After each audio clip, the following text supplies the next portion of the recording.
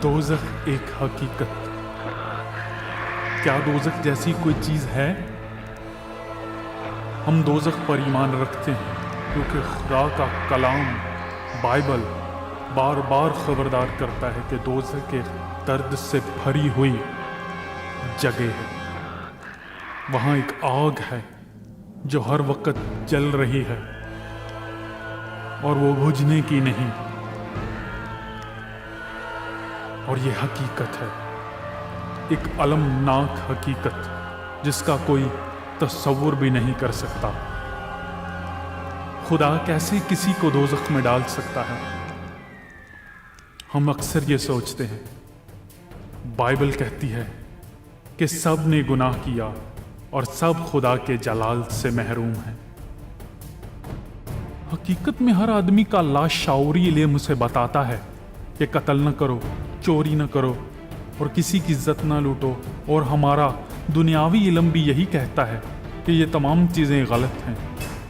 कोई भी पुलिस के खिलाफ एहतजाज नहीं करता जब पुलिस किसी ऐसे शख्स को जेल में डाल देती है जिसने कोई घिनौना फेल किया हो, क्योंकि घिनौना फेल करने की एक सज़ा होनी चाहिए।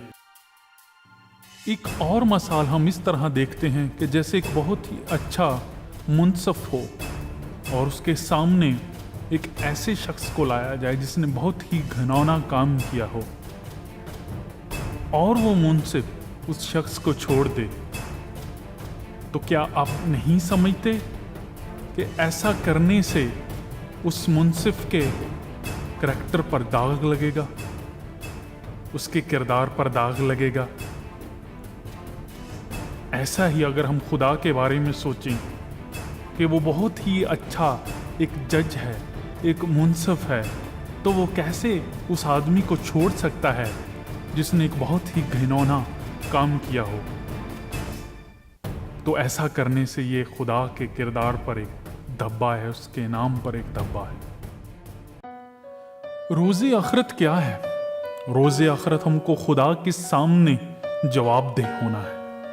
हम वहाँ खड़े होंगे और परखा जाएगा कि हम इस काबिल हैं कि जन्नत में जा सकें या हमेशा के लिए दोज़ख में, उस कहरे अजीम में जिसकी आग कभी नहीं बुझने की।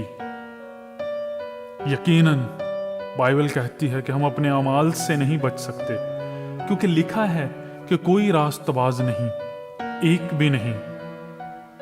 खुदा ने बताया है कि सब उसके जलाल से महरूम हैं। आइए हम खुदा के पैमाना से अपनी परख करते हैं और खुद का जायजा लेते हैं उन 10 अहकामात से जिनके जरिए हम अपनी परख कर सकते हैं। पहला हुक्म कि मेरे हुजूर तू गैर माबूदों को ना मानना।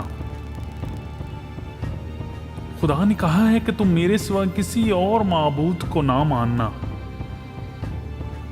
तो क्या आप अपनी जिंदगियों में सोचें, क्या आपने पूरे अपने दिल, अपनी जान और पूरी अक्ल से खुदा से मोहब्बत की है? क्या आपने अपनी जिंदगी में किसी और चीज को खुदा से बड़ा तो नहीं माना? अगर इनमें से किसी एक का भी जवाब नफी में है तो आपने खुदा का पहला हुक्म तोड़ दिया है। दूसरा हुक्म, तो अपने लिए कोई तराशी हुई मूरत ना बनाना। क्या आपने कभी किसी तराशी हुई मूरत के सामने अपने घुटने टेके हैं? क्या आपने मादी अशिया को खुदा से ज्यादा जाना है, जैसे पैसा, घर, कारोबार वगैरह? क्योंकि लिखा है कि लालच बुत परस्ती के बराबर है। अगर आपने ऐसा किया है तो आप खुदा का दूसरा हुक्म तोड़ रहे हैं। तीसरा हुक्म, और तो अपने खुदा के नाम को बेफायदा ना लेना। क्या आपने कभी खुदा के नाम पर कसम खाई है? फिर आपने खुदावंद के नाम की तजलील की है और आपने खुदा का तीसरा हुक्म तोड़ डाला। तो सब्बत का दिन पाक मानना। क्या आपने हमेशा सब्बत के दिन को पाक माना? अगर नहीं तो आप सब्बत के दिन को तोड़ने वाले बन गए हैं और आप खुदा के चौथे हुक्म को तोड़ चुके हैं। अपने माँ बाप की इज्जत करना। کیا آپ نے یہ حکم پوری طرح سے مانا؟ کیا آپ نے اپنے ماں باپ کی پوری طرح سے فرما برداری کی؟ انہیں کبھی برے الفاظ سے مخاطب کیا؟ اگر ایسا ہے تو آپ نے پھر یہ بھی حکم توڑ ڈالا، اور آپ نے خدا کا 5واں حکم توڑ ڈالا۔ چھٹا حکم، تو خون نہ کرنا۔ بائبل کہتی ہے کہ اگر آپ نے اپنے دل میں کسی کے خلاف نفرت رکھی اور کسی کے خلاف برا منصوبہ باندھا تو دل میں آپ اس کا قتل کر چکے۔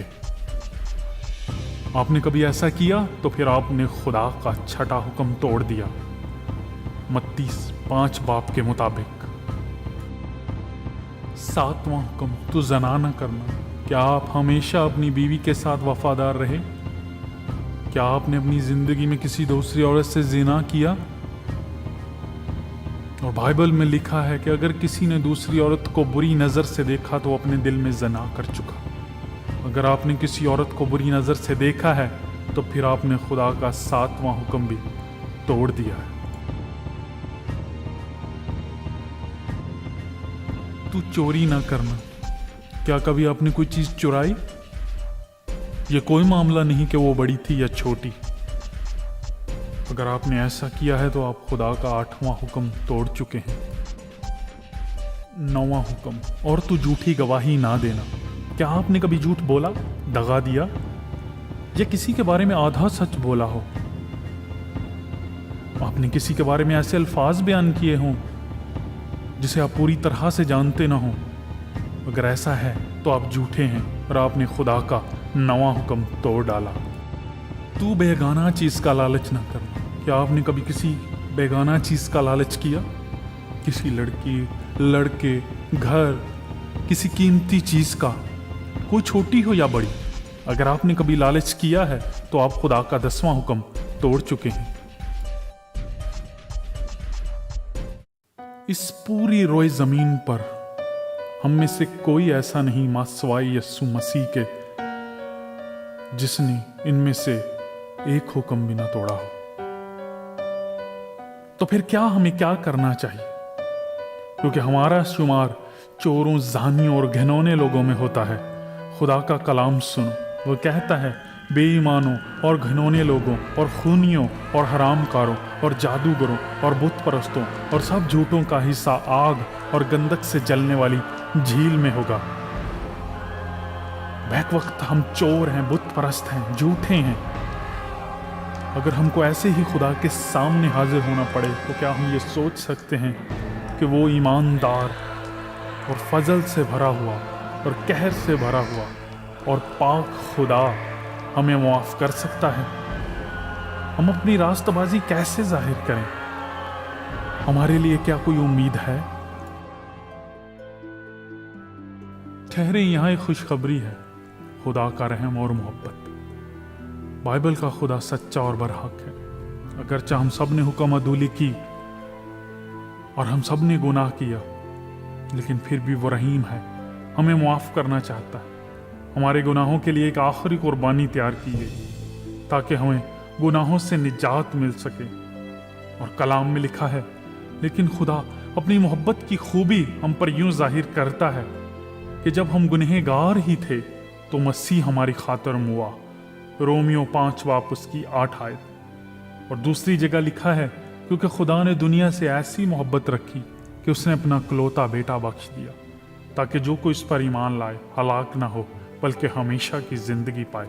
یوحنا 3 باپ اور اس کی 16 آیت۔ اس سے عظیم اور کوئی محبت نہیں۔ خدا نہیں چاہتا کہ آپ دوزخ میں جائیں۔ یہ بالکل بھی کوئی مسئلہ نہیں کہ آپ نے اپنی زندگی کیسے گزاری ہے، آپ اپنی زندگی میں کتنے پرہیزگار تھے، کیونکہ جیسا کہ ہم بتا چکے ہیں کہ آپ خدا کے کسی بھی حکم پر پورا نہیں اترتے۔ ہم سب نے حکم عدولی کی ہے۔ اب ایک ہی راستہ ہے، کوئی ایک ہے جو خدا اور انسان کا درمیانی ہے، اور جو ہماری خاطر مصلوب ہوا اور جس نے ہماری خاطر دکھ اٹھائے اور صلیب پر اپنا خون دیا تاکہ ہم سب گناہ کی لعنت سے چھوٹ جائیں۔ اور خدا نے اپنا بیٹا کفارہ کے طور پر دیا، اور اس کا رحم ہمارے لیے بالکل مفت ہے۔ اور لکھا ہے، बस तौबा करो और रुजू लाओ ताकि तुम्हारे गुनाह माफ हों। अमाल 3 बाब उसकी 19 आयत। बस हमें यीशु मसीह पर ईमान लाना है ताकि हमारे गुनाह माफ किए जाएं। ये खुशखबरी और भी बेहतर इस तरह हो सकती है कि जब यीशु हमारे गुनाहों के लिए मुआ तो वो कब्र में ना रहा बल्कि मुर्दों में से जिंदा हो गया। और ऐसा कोई वाकया हम तारीख में नहीं देखते। उसने मौत पर फतह पाई और उसकी कब्र खाली है क्योंकि वो जिंदा हो गए और बहुत से लोगों ने उन्हें देखा। जब वो जिंदा हुए तो वो उन पर जाहिर हुए और वो इस वक्त बहिश्त में है। अब इन सब बातों को सुनने के बाद हम इस नतीजा पर पहुंचे हैं कि हमारे पास एक ही मौका है और एक ही जरिया है खुदा तक पहुंचने के लिए, यानी यीशु मसीह। हमें उसे अपना नजात दहिंदा तस्लीम करना होगा। अगर हम उसे अपना नजात दहिंदा तस्लीम करें तो हमारे गुनाह माफ किए जा सकते हैं और हम बहिश्त में जरूर ही जाएंगे ऐसा करने से, क्योंकि उसने कहा है कि मैं जीता हूं तो तुम भी जीते रहोगे। वही वाहिद रास्ता है, क्योंकि उसने कहा है कि राह, हक और जिंदगी तो मैं हूं। तो हमें अपनी जिंदगियों में ये फैसला लेना होगा। ये बहुत बड़ा फैसला है जो हमें अपनी जिंदगियों में लेना होगा, क्योंकि हमें यीशु को अपनाना होगा। और वो कह रहा है कि मैं दरवाजे पर खड़ा खटखटाता हूं। हमें अपने दिल का दरवाजा खोलना पड़ेगा ताकि हम इस जहन्नुम की आग से बच सकें। ये गुनाहों से तौबा करें और यीशु को अपनी जिंदगी में लाएं, क्योंकि वही आपको बचा सकता है। बहिश्त बहुत ही शानदार जगह है और बाइबल कहती है और वो उनकी आंखों के सब आंसू पोंछ देगा और उसके बाद ना मौत रहेगी ना मातम रहेगा, ना हो नाला ना दर्द, पहली चीजें जाती रहीं। मुकाशवा 21 बाब उसकी 4 आयत। हाँ, दोज़ख की तलखी इतनी दर्दनाक है कि आप उसका तसव्वुर भी नहीं कर सकते, लेकिन खुदा मोहब्बत है और उसने एक बहुत ही शानदार नजात का तोहफा आपके लिए रखा है ताकि आप बहिश्त में अपनी जिंदगी गुजार सकें। और ये तोहफा बिल्कुल मुफ्त है, इसकी कोई कीमत नहीं। और खुदा ने अपनी नजात का रास्ता बहुत सादा बनाया है, हत्ता कि एक बच्चा भी इसको समझ सकता है और आप भी इसे कोई भी माजरत किए बगैर बहुत अच्छी तरह से समझ सकते हैं।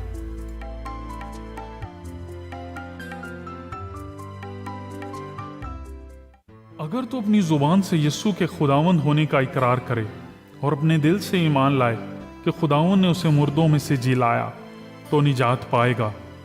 रोमियो 10 बाब 9 आयत। यीशु को अपनी जिंदगी में लाएं, उसके लिए आपको मुंदरजा झेल चीजें करनी होंगी। यीशु को अपनी जिंदगी में लाने के लिए आपको मुंदरजा झेल चीजें करना होंगी। नंबर 1, इस बात को खुदा के सामने माने कि आप गुनहगार हैं। रोमियो 3 बाब उसकी 10 आयत। नंबर 2, तौबा करो और खुशखबरी पर ईमान लाओ। मरकस 1 बाब उसकी 15 आयत। दिल से तौबा करें, गुनाह से मुंह मोड़ें और खुदा की ताबेदारी करें। जब आप सच्ची तौबा करेंगे तो खुदा की बख्शिश आपकी मदद करेगी गुनाहों से रिहाई में। नंबर 3, ईमान रखें कि यीशु आपके गुनाहों के लिए मुआ, दफन हुआ और मुर्दों में से जी उठा। 1 कुरिन्थियों 15 बाब 3 से 4 आयत। आपको यीशु पर ईमान रखना है और वही आपका नजात दहिंदा है।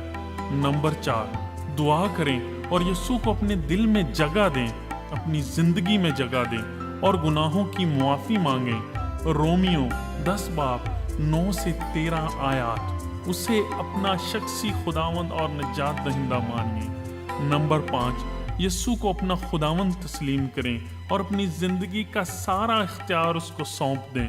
रोमियो 12 बाब 1 से 2 आयत। यीशु पर सिर्फ यकीन रखना जरूरी नहीं, बल्कि हर तरह से दिल की तब्दीली और जिंदगी की तब्दीली और यीशु से किया गया मुआहदा आपकी जिंदगी को बदल देगा। तौबा का मतलब गुनाहों से किनारा और यीशु मसीह को अपनी जिंदगी सौंपना है। आप उससे कैसे दुआ कर सकते हैं? याद रखें, आपके दिल का रवैया ही खुदा की नज़र में सबसे पसंदीदा है। आप इस तरह दुआ करें, मेरे प्यारे खुदावंद खुदा, मैं गुनाहगार होते हुए आज जाना तौबा करता हूँ। मैं मानता हूँ आप मेरे गुनाहों के लिए मोए। मैं मानता हूँ आप खुदावंद हैं और मुर्दों में से जी उठे। आप मेरी जिंदगी में आएं और मेरे नजात दहिंदा बनिए। मैं अपनी जिंदगी आपको सौंपता हूँ। आज से मैं आपके लिए जिंदा हूँ। यीशु, मुझे बचाने के लिए आपका बहुत शुक्रिया, और आपके कीमती खून का भी जो आपने मेरे लिए बहाया। यीशु के नाम में आमीन। आपके पास गारंटी है, अगर आपने सच्ची तौबा की है और आपने यीशु पर ईमान रखा है और उससे कहा है कि वो आपको बचाए, तो आप बचाए जा चुके हैं। लफ्ज़ कुछ नहीं जब तक ईमान नहीं। अगर आप सच्चा ईमान रखते हैं तो यीशु आपकी ज़िंदगी में काम करेगा और वो अपना मकसद पूरा करेगा जो उसका आपकी ज़िंदगी के मुतालिक है। अगर हम उसके हुक्मों पर अमल करेंगे तो इससे हमें मालूम होगा कि हम उसे जान गए हैं। पहला यूहन्ना 2 बाब और उसकी 3 आयत। यहाँ 4 बहुत ज़रूरी नकात हैं उन लोगों के लिए जो नए मसीही हैं, जो खुदावंद में बढ़ रहे हैं। 1, रोज़ाना बाइबल पढ़ें। आप नया अहदनामा यूहन्ना की अंजील से शुरू कर सकते हैं। 2, रोज़ाना दुआ करें। नंबर 3, एक बाइबल पर ईमान रखने वाले चर्च की तलाश करें जो कि यीशु मसीह का जरिया से निजात सिखलाता हो। दुआ करें खुदा आपको एक उम्दा चर्च में ले जाए। दूसरे ईमानदारों से मेल मिलाप रखें। खुदा में यह बढ़ने के लिए बहुत ज़रूरी है। और नंबर 4, खुदा की फर्मा बरदारी करें और बपतिस्मा लें।